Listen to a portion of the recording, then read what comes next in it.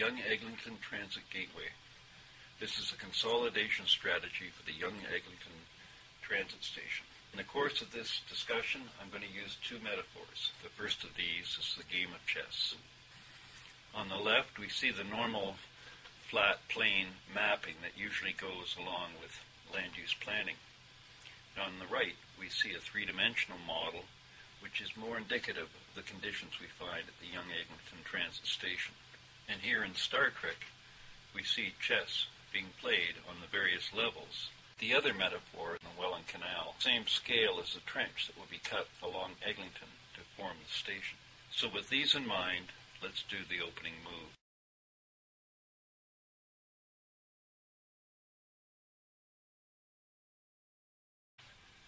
Metrolinx and TTC have recently released a series of schematics that describe in some detail the conditions at Yonge and Eglinton. Throughout this presentation, they are marked with the yellow bars we see here.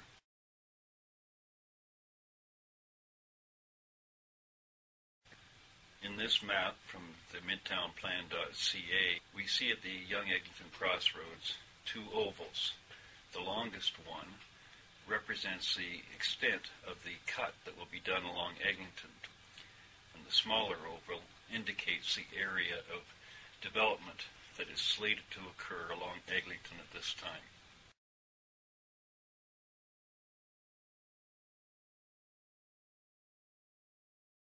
We can see more clearly the length of that whole trench with the two voids on the east and west side. Outside of the trench we see as well the various developments.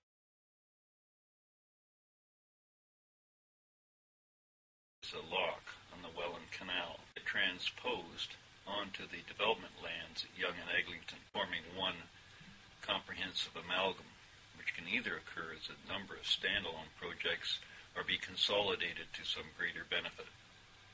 Here we see Nathan Phillips Square and all of the City Hall facility. If one stands in that space, one can imagine the extent of the work at Yonge and Eglinton. And again, taken at the same scale, we see here Dundas Square,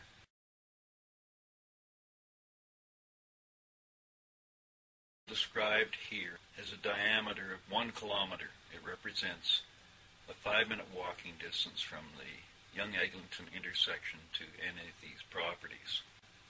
One thing that is apparent is that the majority of this development is on the east side of Yonge. The northeast quadrant of Yonge and Eglinton contains the greatest amount of population. The proposed main entry at street level is on the southwest block. This raises the question of how we are going to be able to get the majority of people who are on the east side of Yonge into the transit in a seamless fashion.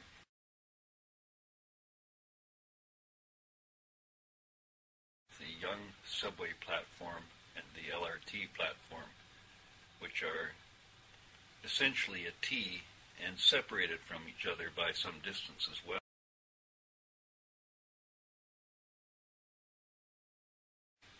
In this cutaway, we see that below-street concourse level that provides transit riders with access. We need to look at is the amount of space required for people to get from the Eglinton LRT platform onto the Yonge Street platform, recognizing that it is a T relationship and separated. We're looking at the trench from the south, and we can see there at the bottom in the beige area the actual platform level of the LRT with, in blue, the sections beyond. Meanwhile, we see in various dotted lines there some indication of the levels involved. Cutaway, looking in effect from the Ryokan corner towards the BMO entry box. In yellow is shown the new ground level station. In red we see elements of the Yonge subway structure, and my point in all of this is that it truly needs to be integrated together. In this schematic bird's eye view, we do get a glimpse existing pedestrian circulation, which somehow they believe will be maintained.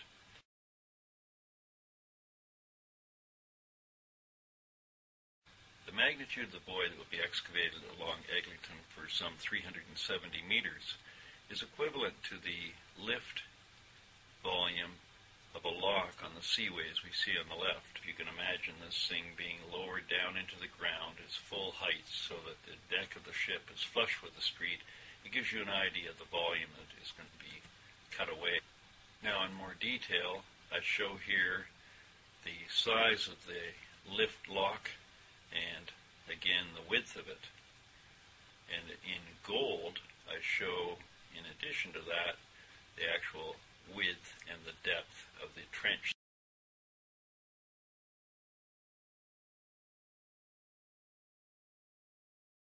The LRT track is set at some 21 meters below street level. 21 meters is the space here on Hickson Road in Sydney between the two green masks. These illustrations provide the magnitude of the trench. On the left we see an artist's interpretation of the space being excavated, and on the right we see an actual construction site in the area. In its entirety, the amount of excavation that's intended to be treated as surplus void and backfilled has the capacity to actually hold, if it were parking space, some 800 cars.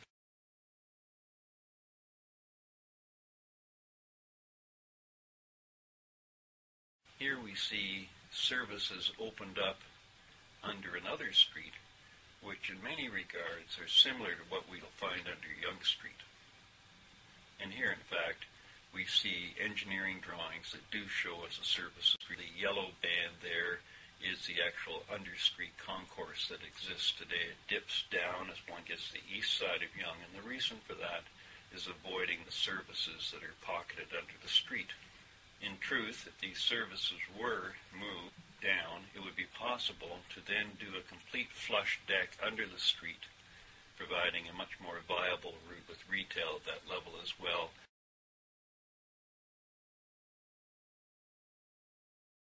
The plimsoll mark, it's all about defining levels. Yonge and Eglinton, we find a condition where there are 6 principal levels to be considered. The LRT set at the bottom, which then goes up to a transverse concourse, and then proceeds up from there, allowing people then to get back down again onto the subway platform. Above that black line at street level, at multiple levels of retail going up, that very top deck could be, at this point, a theater, leisure, and recreation type level.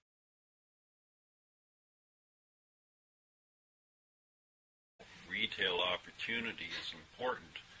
It not only provides service to the population living in the area, but it also provides the opportunity, if it's properly configured, that the retail can be sustained by treating the throughput of commuter traffic riding on the subway and the LRT.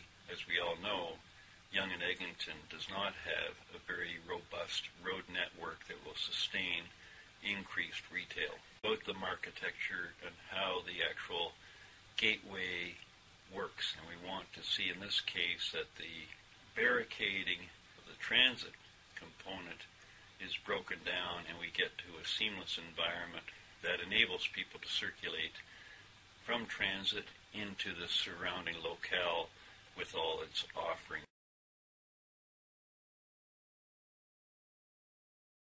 Center point really carries stores down under the street and then connect to the buildings on the other side, and Toronto is very reluctant to actually have any lettable space under the street, which is unfortunate. It creates a fantastic experience where one can traverse a very large area uninterrupted by streets. Looking at multiple layers, public realm into as small area as possible, and likewise we can provide a very good retail offering.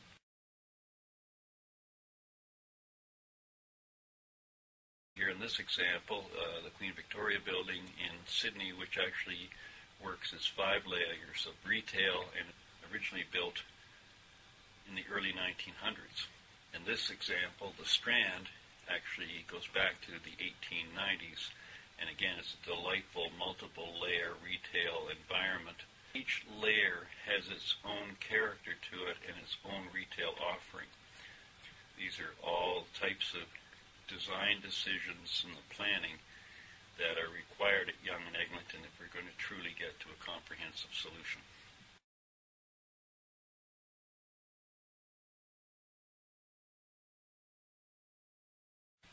Here's an example from Centrepoint again at Pitt Street in Sydney, which shows the pedestrian flyovers across above street level, and in this case of interest, it's actually at level 2 and again at level 3.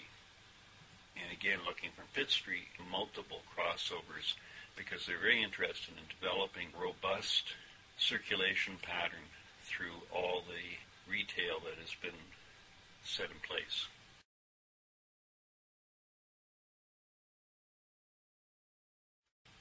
And as we start to look to the greener side of this whole equation with the transit gateway, it's not so much a luxury as a necessity that this be included, because this locality in general is notoriously short of public realm, open space, and parks.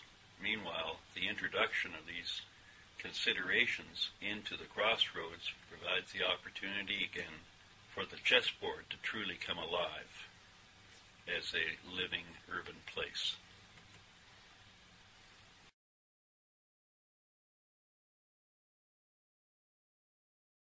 So at this point, the circulation patterns move away from considerations of how to get people from one transit mode to another and in and out of transit, and it starts to look at how people in general come to the center and use its facilities and enjoy and appreciate it, and that legibility of this crossroads as being a significant place needs to be laid out.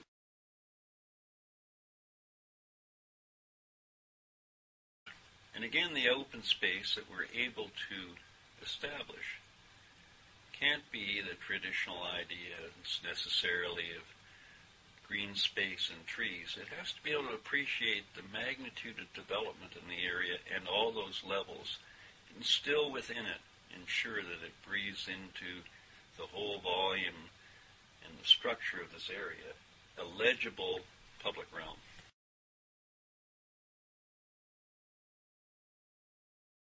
Buildings on tiptoes is a means to augment the amount of public realm.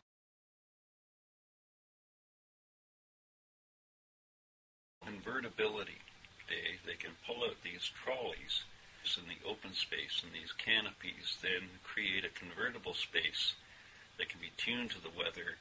Here quickly are some other examples of a galleria of a convertible natures.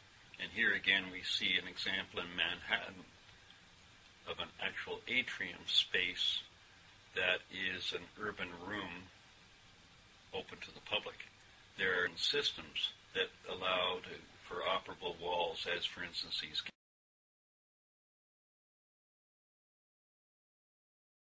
convertible spaces. One has to look at how they can be tuned to provide the comfort and makes them really work, is understanding what the convertible contract is all about.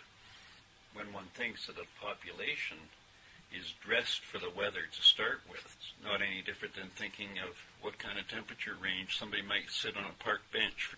And you need to have this convertible contract. It is understood how this space will tune itself.